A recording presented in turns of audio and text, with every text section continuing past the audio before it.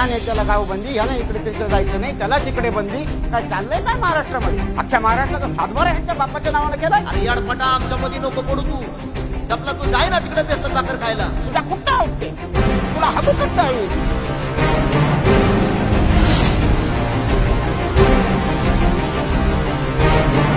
आणि या गोळीबाराचा आदेश कोणी दिला ही देशाला कळलंच पाहिजे. त्या बाळाला कोणीतरी सांगा रे, माझ्या नको नादी लागू म्हणा.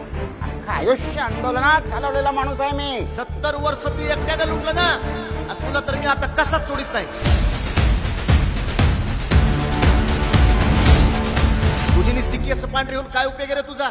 नुसतं एका समाजाविषयी आकस. त्यांच्या चोट पे सांगतो, त्यांना आरक्षण मिळू देणार नाही. मी तर म्हणतो काही दिवसांनी ती भज्याची बी कागद गोळा करीन. आता ते नुसतं पिशव्यान कागद घेऊनच फिरते. आता ते भाषणाच्या कागदांची पिशवी मी माझ्या सोबतच ठेवतो. तर सुरू झालं एकदा की मग एक एक कागद काढून त्याची सुरळी करून काय तुम्हाला देईन ना. पण आता मराठ्यांना आरक्षणापासून कोणीच दूर ठेवू शकत नाही. मी बी आरक्षण घेतल्याशिवाय कसाच मागे हटत नाही. होऊन जाऊ दे आता काही. ब्रह्मदेव जरी आला तरी यांचं मागासले पण सिद्ध करू शकत नाही. एक तर मराठ्यांच्या आरक्षणाची विजय यात्रा निघत नाही तर माझी अंत्ययात्रा निघत. जिथे जिथे ते लोक सभा घेतील आपण तिथेच घ्यायची त्याला प्रत्युत्तर म्हणून. आमचा तुम्हाला विरोध नाही, तुम्ही बी आम्हाला विरोध करू नका, नाहीतर कुठं उपटीत असतो मी.